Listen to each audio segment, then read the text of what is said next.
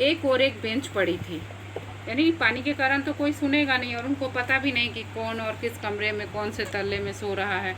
तो उन्होंने क्या किया कि जो बेंच पड़ी थी उस जिस पर लालू के पिता के मुवक्किल का मतलब होता है जो वो वकील थे, तो जो भी लोग उनसे केस मुकदमे के लिए आते थे उनको मुवक्किल बोला जाता था, वो बैठते थे।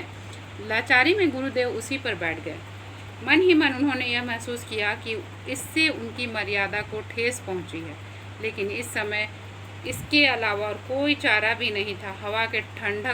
हवा में ठंडक रहने के कारण सर्दी भी लग रही थी, क्योंकि गुरुजी ने ऊपर कोई कपड़े भी नहीं पहने थे, जिसके कारण बहुत अधिक तेज बारिश और हवा के कारण उन्हें ठंड लगने लगी। गुरुदेव जी ने धोती का एक हिस्सा खोलकर सिर पर डाल लिया। मन बड़ा दुखी हो गया। इधर नींद के कारण आंखें बंद हुए जा रही थी। गरिष्ठ गरिष्ठ भोजन किसको बोलते हैं? बहुत तेल घी वाला भोजन जो खाना होता है ना, वो गरिष्ठ भोजन बोला जाता है। और रात को ऐसा खाना नहीं खाना चाहिए, क्योंकि रात को में कोई काम करना नहीं रहता है, तो इस तरह का खाना यदि हम खाते हैं तो वो पच नहीं पाता है। और गुरु जी के साथ भी ऐसा हुआ और खट्टी डकारें आने लगी। नाना प्रकार की चिंताएं उन्हें सताने लगी। स्मृति रत्न ने तुरंत उस स्थान को छोड़ने में अपना कल्याण समझा, यानी भला समझा। वे वहां से कुछ दूर हट गए, मगर मच्छरों ने उनका पीछा नहीं छोड़ा। बराबर मच्छरों को भगाने के लिए गमछा फटकारते रहने पर भी उनके आक्रमण को रोका नहीं जा सका, यानी मच्छर काटते ही रहे। थोड़ी देर बाद वे इधर उधर दौड़ने लगे। इस सर्दी में भी वे पसीने से लथपथ हो गए थे। एक बार उनके जी में आया कि जोरों से चीख उठे, परंतु ऐसा करना बचपना होगा, यह सोचकर वो चुप हो गए। कल्पना में उन्होंने देखा कि नंद रानी मुलायम बिस्तर पर मसहरी लगाकर आराम से सो रही है। घर के अन्य लोग भी अपनी अपनी जगह पर सोए हुए हैं, लेकिन उनकी दौड़ धूप में जान फंसी हुई है, क्योंकि उनको नींद भी आ रही है, वो थके भी हैं, खाना भी ठीक से पच नहीं पाया, जिसके कारण भी वो परेशान हैं, और मच्छर भी उनको परेशान कर रहे हैं, ठंड भी लग रही है, यानी हर तरह से वो बहुत परेशान हो चुके थे। तभी किसी घड़ी ने टन टन कर 4 बजने की सूचना दी। वे अपनी पीठ को मच्छरों के हमले से बचाने के लिए दीवार से सटकर बैठ गए। फिर बोले, अगर सवेरे तक जीवित रहा तो इस अभागे देश में फिर नहीं आऊँगा। पहली गाड़ी से घर चल दूँगा। क्यों यहाँ आने का मन नहीं करता था, अब समझ में आया। यही सब सोचते सोचते उन्हें नींद आ गई, क्योंकि थके तो थे ही गुरुजी, उनको नींद आ गई और रात भर की थकान के कारण वे बेखबर सो गए। इधर नंद रानी काफ़ी तड़के उठ गई। काफ़ी तड़के मीन्स 4 बजे के साथ ही वो उठ गई। एकदम सुबह सुबह को तड़के बोलते हैं। नीचे उतरने पर देखा गुरुदेव जी के कमरे का दरवाज़ा खुला हुआ था। गुरुदेव पहले ही उठ गए थे। यह जानकर वो अत्यंत लज्जित हुई। अब उसको क्या पता कि रात भर गुरुजी परेशान थे। वो सोची कि हमसे पहले गुरुजी ने उठकर नहा धोकर पूजा पाठ कर लिया है, इससे वो बहुत लज्जित हुई। कमरे के भीतर झांक कर देखा तो वे नदारद थे, और जब उसने कमरे के अंदर झांका तो वहाँ गुरुजी नहीं थे। यह क्या? दक्षिण की चारपाई उत्तर की ओर कैसे चली आई? फिर उसने देखा कि जो बिस्तर था वो भी इधर से उधर खिसकाया हुआ था।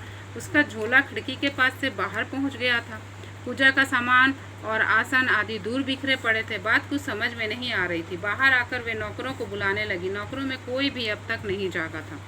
अचानक नंद रानी की नज़र एक ओर पड़ी। अरे यह क्या है? एक कोने में अंधेरे में एक आदमी की तरह न जाने कौन बैठा है। हिम्मत करके वे आगे बढ़ाई तो देखा ये तो गुरुदेव हैं। आशंका से चिल्ला उठी, गुरुजी! नींद टूटने पर स्मृति रत्न ने आँख खोलकर देखा, फिर धीरे धीरे सीधे बैठ गए।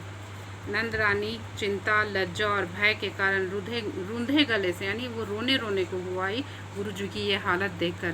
गुरुजी, आप यहाँ क्यों? स्मृति रत्न उठ खड़े हुए और बोले, बेटी, रात भर मेरे दुखों की सीमा नहीं रही। क्यों गुरुदेव?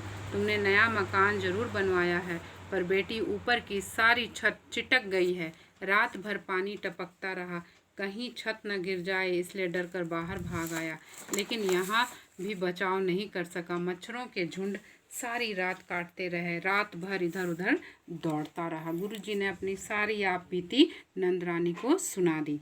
बहुत मान मनोवल के बाद गुरुजी यहाँ आए थे, और यहाँ उनकी यह हालत देखकर नंद रानी की आंखें गीली हो गई। बोली, मगर गुरुदेव, यह मकान 3 मंजिला है, बरसात का पानी 3-3 छतों को पार करके कैसे गिर सकता है? कहते कहते अचानक नंद रानी रुक गई, क्योंकि उसको पता चल गया कि ये सारी शरारत किसकी है, उसके बेटे लालू की ही है। उन्हें यह समझते देर नहीं लगी कि कहीं यह कांड के पीछे लालू का हाथ न हो। वे दौड़ी हुई कमरे में आई तो देखा बिस्तर काफ़ी भीगा हुआ है और मसहरी के भीतर अभी तक पानी की बूंदें टपक रही है। चौंक कर ऊपर देखा तो मसहरी के ऊपर एक बर्फ़ का टुकड़ा कपड़े से बंधा पाया। अभी तक वह पूरा नहीं गल पाया था। पागलों की तरह दौड़कर वे बाहर आई। नौकरों में जिसे सामने देखा उसे ही डांटते हुए कहने लगी, ललुआ कहाँ है? वह शैतान जहाँ मिले उसे मारते मारते पकड़ लाओ। क्योंकि उनको गुरुजी की यह दशा बिल्कुल भी अच्छी नहीं लगी। लालू के पिता उस समय नीचे उतर रहे थे। पत्नी का चीखना चिल्लाना देखकर वे भौचक्के रह गए। उन्होंने पूछा, आखिर क्या हुआ? यह क्या कर रही हो? नंदरानी ने रोते हुए कहा, या तो ललुआ को घर से निकाल दीजिए, नहीं तो मैं आज गंगा में डूबकर अपने पापों का प्रायश्चित करूंगी।